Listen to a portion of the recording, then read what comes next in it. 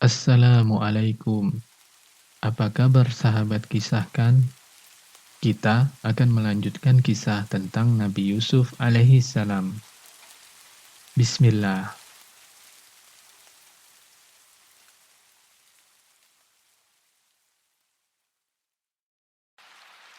Allah mengisahkan di dalam Al-Quran bahwa Raja Mesir telah bermimpi dan mengabarkan mimpinya pada pembesar-pembesar di kerajaannya. Dalam mimpinya, dia melihat 7 ekor sapi betina yang gemuk-gemuk dimakan oleh 7 ekor sapi betina yang kurus-kurus. Dan 7 bulir gandum yang hijau, dan 7 bulir lainnya yang kering. Lalu sang raja memanggil dan mengumpulkan orang-orang terkemuka di negerinya. Lalu ia meminta mereka menerangkan tentang tabir mimpinya itu. Tidak satu pun di antara mereka yang mengetahui arti dari mimpi itu. Lalu teman Nabi Yusuf ketika di penjara yang selamat, ketika itu teringat akan pesan Nabi Yusuf. Maka dia pun meminta kepada raja agar diutus kepada Nabi Yusuf untuk menanyakan tentang tabir mimpi itu. Ketika sampai di penjara dan bertemu dengan Nabi Yusuf alaihissalam, orang itu bertanya perihal mimpi raja. Wahai Yusuf, orang yang amat dipercaya, terangkanlah kepada kami tentang 7 ekor sapi betina yang gemuk-gemuk yang dimakan oleh 7 ekor sapi betina yang kurus-kurus, dan 7 bulir gandum yang hijau, dan 7 lainnya yang kering, agar aku bisa kembali kepada raja dan dia mengetahui tabir mimpinya. Atas izin Allah Subhanahu wa Ta'ala, Nabi Yusuf pun menerangkan tentang tabir mimpi raja. Nabi Yusuf berkata, supaya kamu bertanam 7 tahun lamanya, sebagaimana biasa. Maka apa yang kamu tuai, hendaklah kamu biarkan di bulirnya, kecuali sedikit untuk kamu makan.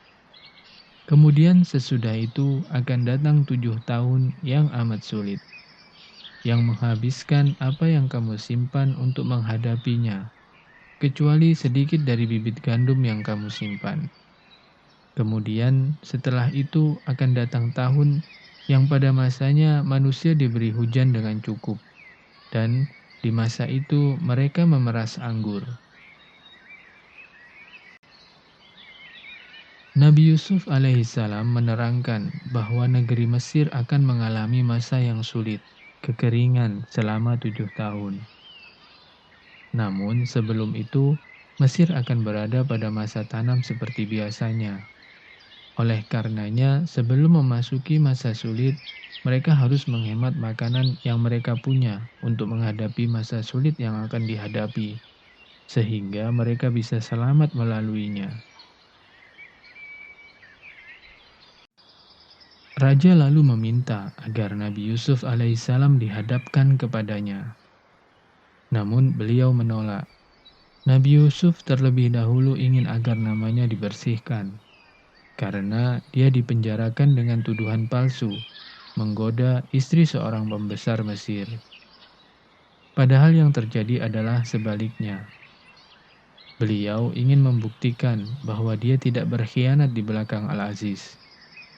Lalu akhirnya Zulaikha mengakui bahwa dirinya lah yang bersalah dan Nabi Yusuf adalah seorang yang benar. Kemudian raja pun memerintahkan agar Nabi Yusuf alaihissalam dibawa ke hadapannya agar dapat diangkat menjadi orang yang dekat dengan raja. Dia berkata, sesungguhnya kamu mulai hari ini menjadi seorang yang berkedudukan tinggi, lagi dipercayai pada sisi kami. Nabi Yusuf alaihissalam pun berkata, jadikanlah aku bendaharawan negeri Mesir. Sesungguhnya aku adalah orang yang pandai menjaga, lagi berpengetahuan. Demikianlah, akhirnya Nabi Yusuf diangkat sebagai orang yang memiliki kedudukan tinggi di kerajaan Mesir. Beliau memiliki kekuasaan penuh untuk pergi kemana saja yang diinginkannya. Itulah balasan Allah Subhanahu wa Ta'ala kepada orang-orang beriman yang berbuat baik dan bertakwa kepada Allah. Setelah diangkat menjadi bendaharawan Mesir, Nabi Yusuf alaihissalam pun mengatur negeri tersebut untuk menghadapi masa-masa sulit, sebagaimana yang dijelaskannya dari mimpi sang raja. Selama 7 tahun, rakyat Mesir menanam dan mendapatkan hasil panen yang melimpah. Sebagian dimakan, dan sebagian besar disimpan untuk persiapan menghadapi musim paceklik selama 7 tahun ke depan. 7 tahun kemudian, musim paceklik terjadi di mana-mana. Banyak yang berdatangan ke Mesir, karena negeri ini menyimpan berbekalan yang cukup, hasil panen dari tahun-tahun sebelumnya. Maka saudara-saudara Nabi Yusuf pun datang ke Mesir untuk menukarkan benda-benda milik mereka dengan bahan makanan, untuk menghidupi keluarga mereka. Ketika bertemu mereka, Nabi Yusuf alaihissalam langsung mengenali saudara-saudaranya, sedangkan mereka tidak mengenali beliau. Lalu Nabi Yusuf pun memenuhi kebutuhan mereka dan berkata, "Bawalah kepadaku saudaramu yang seayah dengan kamu. Tidakkah kamu melihat bahwa aku menyempurnakan timbangan dan aku adalah sebaik-baik penerima tamu?" Nabi Yusuf alaihissalam sangat ingin agar mereka kembali lagi tahun depan bersama saudaranya Bunyamin untuk melepas rindu. Bahkan beliau menakut-nakuti mereka. Ia tidak akan memberikan bahan makanan lagi jika tidak membawa saudaranya. Lalu saudara-saudara Nabi Yusuf pun pulang kembali ke Palestina dan mengabarkan kepada ayah mereka. Nabi Yakub alaihissalam tidak ingin melepaskan Bunyamin karena masih teringat akan perlakuan mereka terhadap Nabi Yusuf alaihissalam. Namun akhirnya beliau pun mengizinkannya setelah mengambil janji dari mereka dengan Allah sebagai saksinya. Maka pada tahun berikutnya mereka pun kembali ke Mesir bersama Bunyamin. Ketika mereka masuk ke tempat Nabi Yusuf alaihissalam, beliau pun membawa Bunyamin dan memberitahukan secara diam-diam kalau dia adalah Yusuf saudaranya.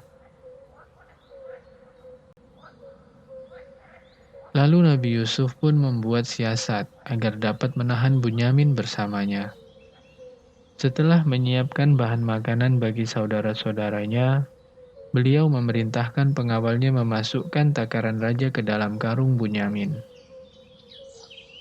Kemudian berteriaklah seseorang, "Hai kafilah, sesungguhnya kalian adalah orang-orang yang mencuri." Saudara-saudara Yusuf bertanya, "Barang apakah yang hilang daripada kamu?" Kemudian dikatakan bahwa yang hilang adalah takaran raja. Maka saudara-saudara Nabi Yusuf pun berkata, "Demi Allah, sesungguhnya kamu mengetahui bahwa kami datang bukan untuk membuat kerusakan di negeri ini, dan kami bukanlah para pencuri."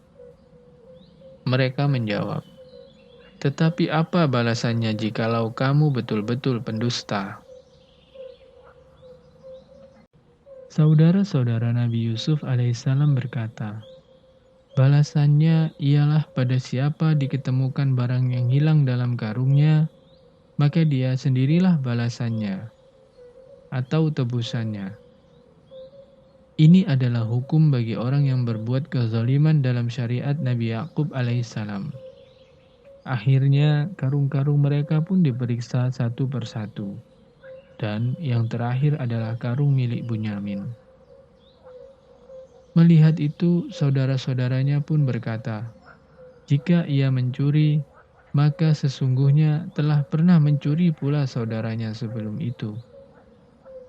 Yang mereka maksud adalah bahwa dulu saudara Bunyamin, yaitu Nabi Yusuf, juga pernah mencuri. Mendengar itu, Nabi Yusuf menyimpan kejengkelannya dan berkata dalam hati, kamu lebih buruk kedudukanmu, sifat-sifatmu, dan Allah Maha mengetahui apa yang kamu terangkan itu. Maka ditahanlah Bunyamin di istana. Saudara-saudaranya pun merasa putus asa terhadap putusan Nabi Yusuf alaihissalam. Mereka bermusyawarah dan berkatalah saudara mereka yang tertua, "Tidakkah kamu ketahui bahwa sesungguhnya ayahmu telah mengambil janji dari kamu dengan nama Allah, dan sebelum itu kamu telah menyia-nyiakan Yusuf. Sebab itu aku tidak akan meninggalkan negeri Mesir sampai ayahku mengizinkan aku untuk kembali. Atau Allah memberi keputusan terhadapku, dan Dia adalah hakim yang sebaik-baiknya." Saudara-saudaranya yang lain pun kembali dengan perasaan berat karena harus menyampaikan berita buruk ini kepada ayah mereka. Ketika sampai kepada ayahnya, mereka menceritakan apa yang terjadi, berusaha meyakinkan ayah mereka bahwa yang terjadi adalah di luar kehendak mereka dan bahwa mereka adalah orang-orang yang benar. Nabi Yakub alaihissalam tidak percaya bahwa Bunyamin telah mencuri, karena ia tidak mempunyai sifat yang tercela. Maka beliau berkata kepada anak-anaknya, "Hanya dirimu sendirilah yang memandang baik perbuatan yang buruk itu. Maka kesabaran yang baik itulah kesabaranku. Mudah-mudahan Allah mendatangkan mereka semuanya kepadaku. Sesungguhnya Dialah yang Maha Mengetahui lagi Maha Bijaksana." Nabi Yakub alaihissalam meyakini kalau anaknya Yusuf masih hidup. Itulah sebabnya beliau berdoa, semoga Allah mengembalikan semua anak-anaknya. Kesedihan Nabi Yakub semakin mendalam.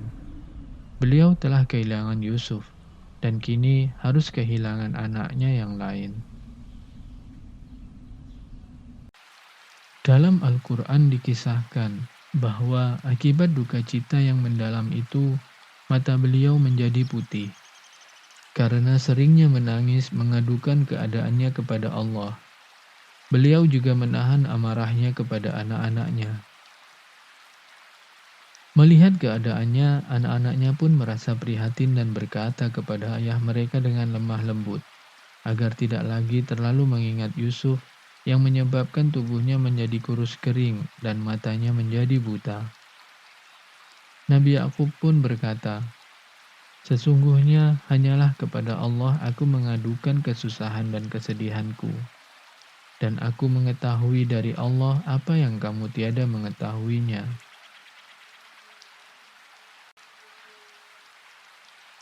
Beliau pun meminta anak-anaknya untuk mencari kabar tentang Nabi Yusuf dan saudaranya Bunyamin, karena beliau tetap berkeyakinan bahwa Nabi Yusuf masih hidup.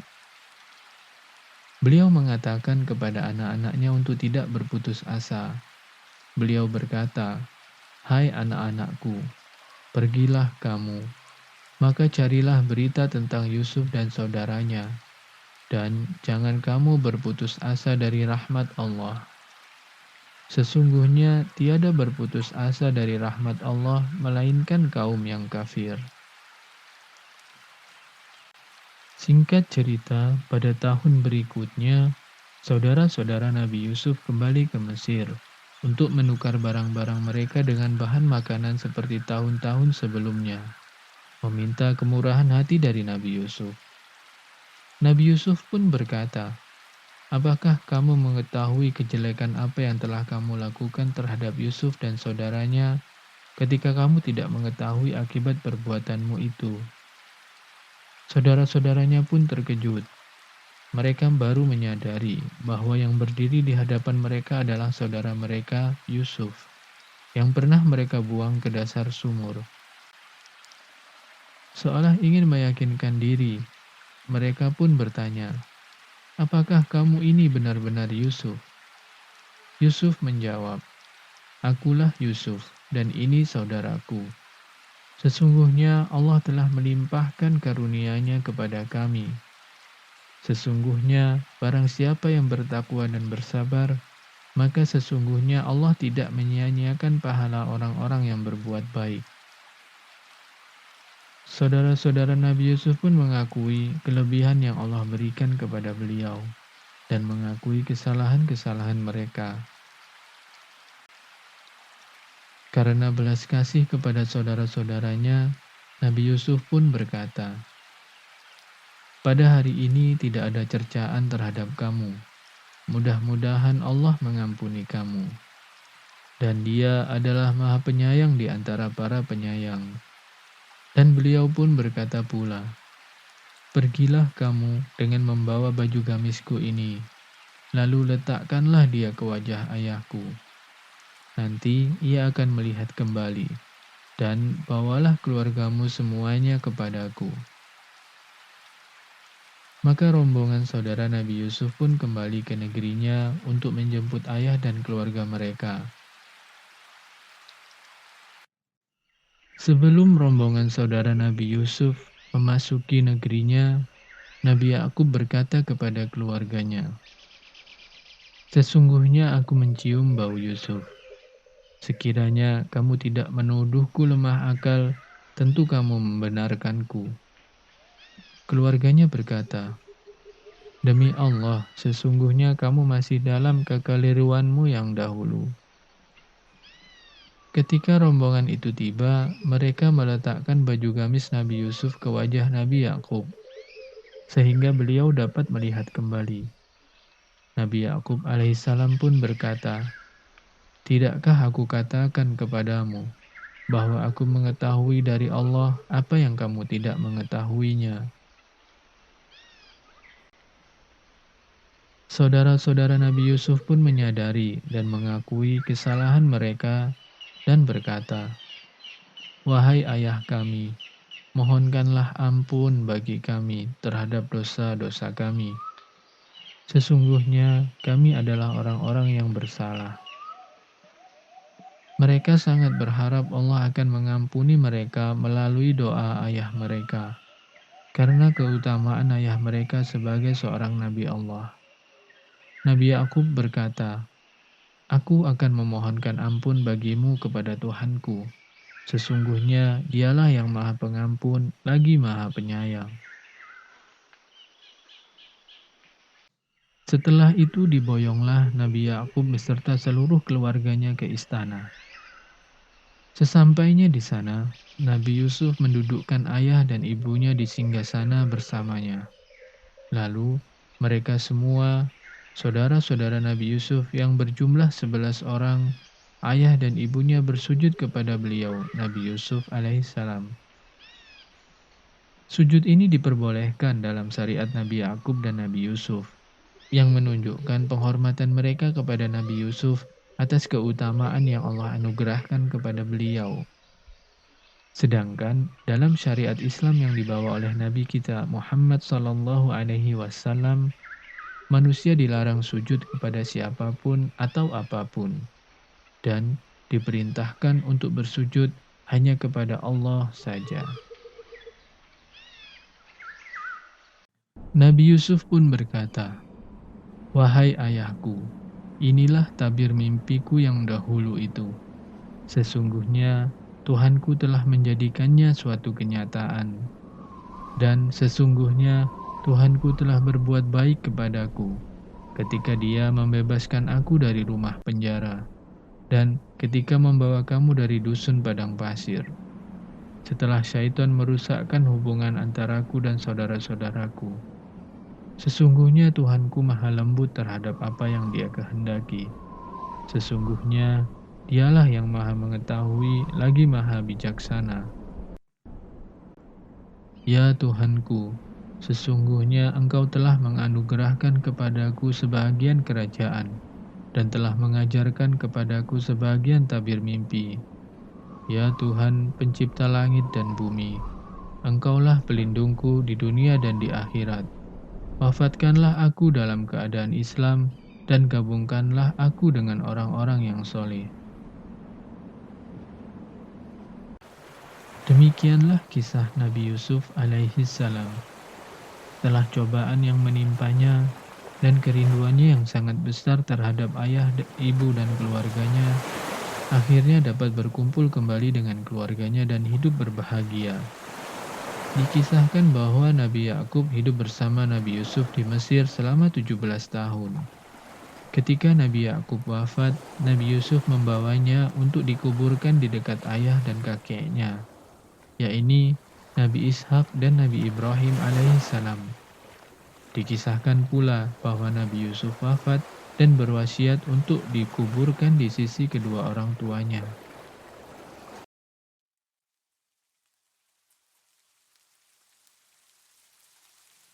Sampai di sini kisah Nabi Yusuf alaihissalam.